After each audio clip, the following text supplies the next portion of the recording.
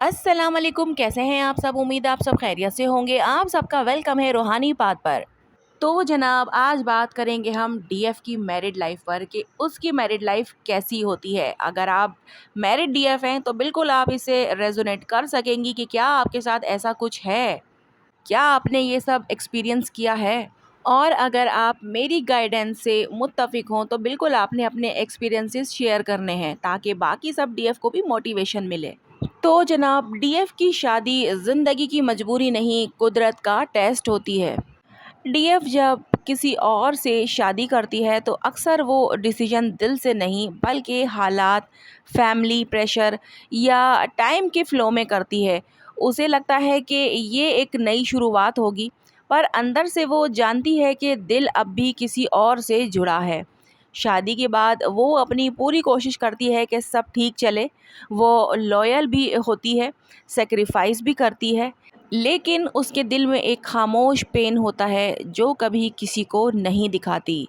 ये शादी कुदरत का एक स्पिरिचुअल एग्ज़ाम होती है, जहाँ वो सीखती है कि प्यार सिर्फ प्रोसेस करना नहीं बल्कि सब्र और एक्सेप्टेंस में भी रहना है। कुदरत उसे इस जर्नी से एक डिवाइन वुमन बनाती है जो दुनिया को दिखाए कि स्ट्रेंथ साइलेंस में होती है। कुछ डीएफ ऐसी होती है जो कि ऑलरेडी मैरिड होती हैं, उन्हें पता भी नहीं होता कि वो किसी जर्नी में हैं, लेकिन पहले ही वो शादी कर लेती हैं और बाद में ये जर्नी उन पर रिवील होती है। तो ये भी सिचुएशन होती है। और कुछ डीएफ ऐसी होती हैं कि जो हालात की नज़र हो जाती हैं और वो आगे बढ़ जाती हैं, शादी कर लेती हैं, या उनका डीएम ही अवेकन नहीं होता कि वो कुछ करे, स्टैंड ले उसके लिए, और डीएफ हार कर आगे बढ़ जाती है।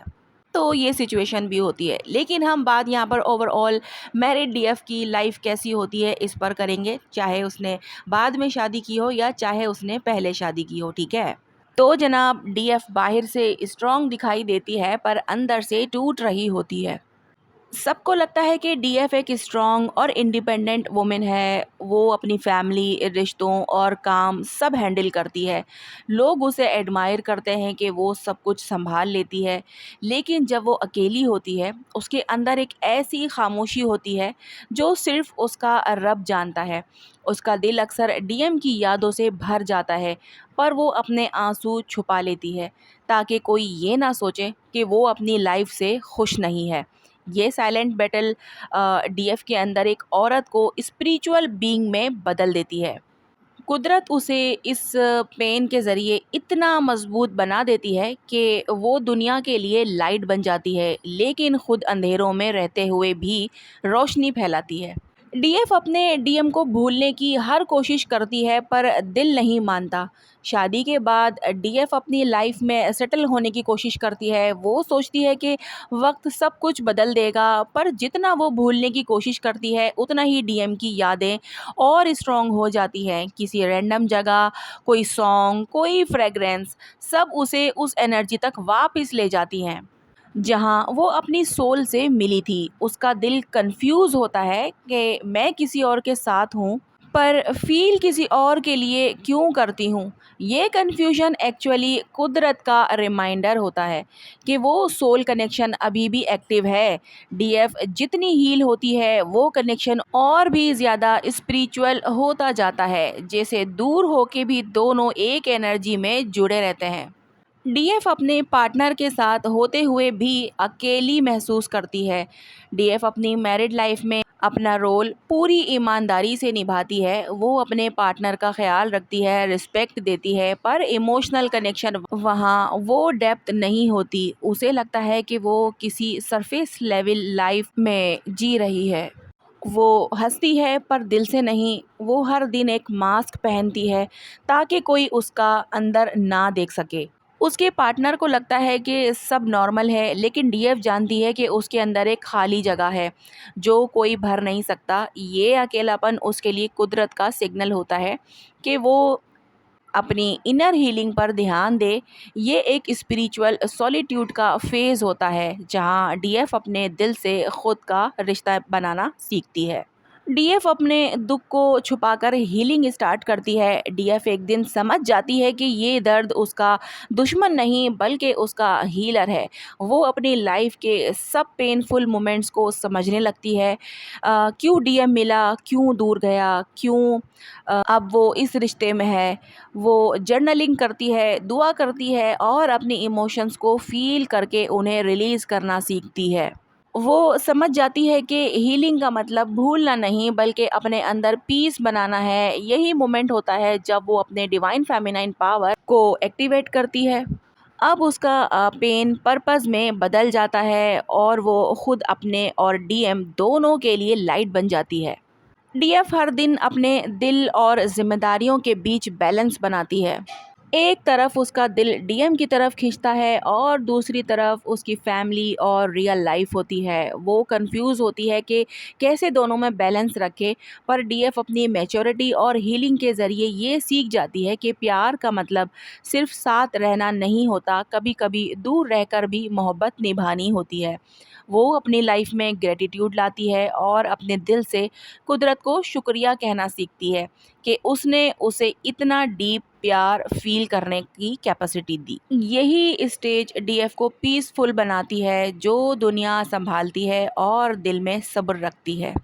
डीएफ स्पिरिचुअली अवेकन होती जाती है। डीएफ के अंदर एक टाइम आता है जब वो रियलाइज़ करती है कि ये कनेक्शन सिर्फ ह्यूमन नहीं डिवाइन है। उसे साइंस मिलते हैं, ड्रीम्स आते हैं और वो अपनी सोल के सिग्नल समझने लगती है। वो एनर्जी और हीलिंग में इंटरेस्ट लेने लगती है और कुदरत से डायरेक्ट कनेक्शन फील करती है।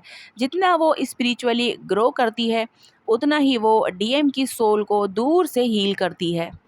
अब उसके लिए पेन पनिशमेंट नहीं बल्कि एक सेक्रेट पर्पस बन जाता है। वो समझ जाती है कि ये जर्नी रीयूनियन से ज़्यादा अवेकनिंग के बारे में है। डीएफ डीएम के लिए दुआ करती है पर अब अपनी सोल की भलाई पे फोकस भी करती है। डीएफ अपने डीएम से प्यार करती है लेकिन वो उसको छोड़ देना भी सीख लेती है। वो कुदरत से दुआ करती है कि उसका डीएम खुश रहे, हील हो जाए, लेकिन साथ ही वो अपने लिए सुकून मांगती है। वो कहती है कि या अल्लाह, अगर ये कनेक्शन मेरी किस्मत में नहीं तो मुझे इतना सुकून दे दे कि मुझे उसकी याद भी दर्द ना दे। ये सरेंडर का फ़ेज़ होता है जहाँ डीएफ अपनी एनर्जी को कुदरत के हवाले कर देती है। अब वो कंट्रोल नहीं करती, सिर्फ ट्रस्ट करती है। यही वो मोमेंट होता है जब उसके अंदर रियल डिवाइन फेमिनाइन कामनेस आती है। डीएफ अपनी मैरिड लाइफ में एक्सेप्टेंस और पीस ढूंढती है। हीलिंग के बाद डीएफ अपनी लाइफ की हर चीज़ में सुकून ढूंढना सीख जाती है। अब वो अपने पार्टनर, फैमिली और सिचुएशन में ग्रेटिट्यूड फील करती है। वो समझ जाती है कि सब कुछ रीज़न से हुआ। डीएम का मिलना, दूर जाना और ये शादी सब कुदरत का प्लान था। अब वो अपनी लाइफ में कामनेस और सेल्फ लव के साथ जीती है। डीएम के लिए उसके दिल में अब भी प्यार होता है, लेकिन वो पेन नहीं बल्कि एक शुक्रिया बन जाता है, क्योंकि उसी के ज़रिए डीएफ अपनी सोल तक पहुंची होती है। डीएफ की मैरिड लाइफ से वो डिवाइन क्वीन बन जाती है। जब डीएफ अपने सब लेसन सीख जाती है, सब्र, हीलिंग, एक्सेप्टेंस और सरेंडर, तब वो एक डिवाइन क्वीन बन जाती है। अब वो अपने इमोशंस पे कंट्रोल रखती है और किसी सिचुएशन से अपनी पीस नहीं खोती। कुदरत उसके थ्रू एनर्जी फ्लो करती है और वो दुनिया में लाइट और विजडम शेयर करती है। अब उसका डीएम के लिए प्यार प्योर और अनकंडीशनल हो जाता है। यानी कि वो कहती है कि चाहे वो हो या ना हो, मेरा प्यार मेरी इबादत बन गया है। यही डीएफ का फाइनल ट्रांसफॉर्मेशन होता है, पेन से पीस तक का सफ़र और मोहब्बत से डिवाइन यूनियन तक का सफ़र। डीएफ की मैरिड लाइफ एक आउटर स्टेबिलिटी के साथ इनर अवेकनिंग का प्रोसेस होती है। वो दुनिया के लिए एक सिंपल औरत होती है, पर अंदर से वो एक डिवाइन सोल होती है जिसे कुदरत ने रोशन कर दिया होता है। उसका हर आंसू, हर सब्र, हर दुआ उसके डीएम को हील करती है और उसे कुदरत के करीब ले जाती है। तो जनाब, ऐसी होती है मैरिड डीएफ की लाइफ। लेकिन इसके अलावा 2 कैटेगरीज़ भी होती हैं डीएफ की मैरिड लाइफ में, क्या वो सोलमेट के साथ मैरिड है या वो कार्मिक के साथ मैरिड है। तो इन सिचुएशंस में चीज़ें जो है वो अलग हो जाती हैं। तो उस पे मैं बात यहाँ पर नहीं कर रही हूँ, क्योंकि ऑलरेडी ये सारे टॉपिक को मैं पहले कवर कर चुकी हूँ, ठीक है।